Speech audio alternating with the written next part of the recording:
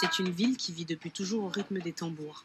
Au cœur de Recife, c'est dans ces quartiers populaires qu'est né le maracatu.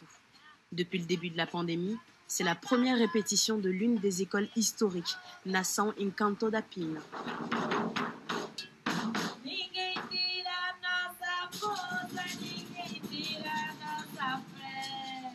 Né pendant les cérémonies des religions afro-brésiliennes au XVIIIe siècle, le terme maracatu désignait originellement tout rassemblement de personnes noires autour de tambours. Le maracatu, c'est un rythme, mais aussi une danse très ancienne qui date de l'esclavage. Encore aujourd'hui, nous continuons à la pratiquer. Quand on danse le maracatu, il faut être très libre. La majorité des mouvements sont dans les bras. Comme ça, vous voyez ? Comme ça.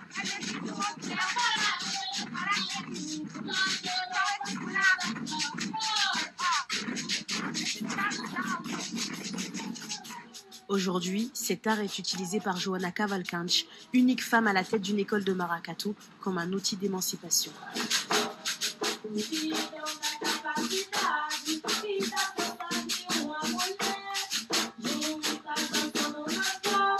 C'est dans cette favela qu'a pris forme le premier groupe de maracatu féminin, créé par Joana Cavalcanti il y a 2 ans.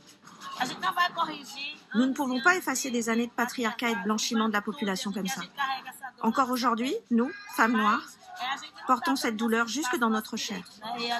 Mais nous allons continuer à lutter pour nos droits, pour notre culture qui nous vient des religions africaines et de nos descendants africains.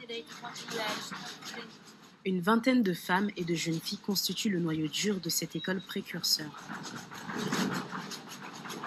En dehors des entraînements, une fois par mois, Joana retrouve ses musiciens, les batuqueiros. Alors Bella, tu en es où? Je suis en train de finaliser la disposition des perles. Tu auras terminé cette semaine? Oui, sans aucun problème. Donc eux, ce sont les batuqueiros. Ils jouent de la baka, le tambour qui est le cœur du maracatu. Ce sont eux qui impulsent le mouvement et donnent envie de danser. En plus d'accompagner les spectacles en musique, ils sont aussi responsables de la fabrication et de la manutention des instruments. Davison, viens ici. Il faut réparer cette peau et changer les cordes. Comme de nombreux batuqueiros, Davison baigne dans l'univers du maracatu depuis son plus jeune âge. Aujourd'hui, il connaît tous les secrets des instruments. Certains appellent ça afaya, d'autres tambour. C'est un instrument sacré dans le maracatu, car on considère qu'il abrite les esprits de nos ancêtres. Il est interdit de poser les pieds dessus ou d'en jouer quand on a bu de l'alcool. Fidèle aux traditions de solidarité de la culture maracatu, 2 fois par semaine, Joana distribue de la nourriture aux familles de la communauté, nombreuses à avoir perdu leur travail pendant la pandémie. Le maracatu, c'est la communauté. La communauté, c'est le maracatu. L'un ne vit pas sans l'autre. C'est ainsi que nous devenons plus forts, nous, notre peuple et notre communauté.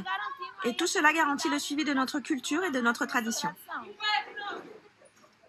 Des moments de solidarité précieux et l'occasion pour Joana de révéler les secrets du maracatu aux nouvelles générations.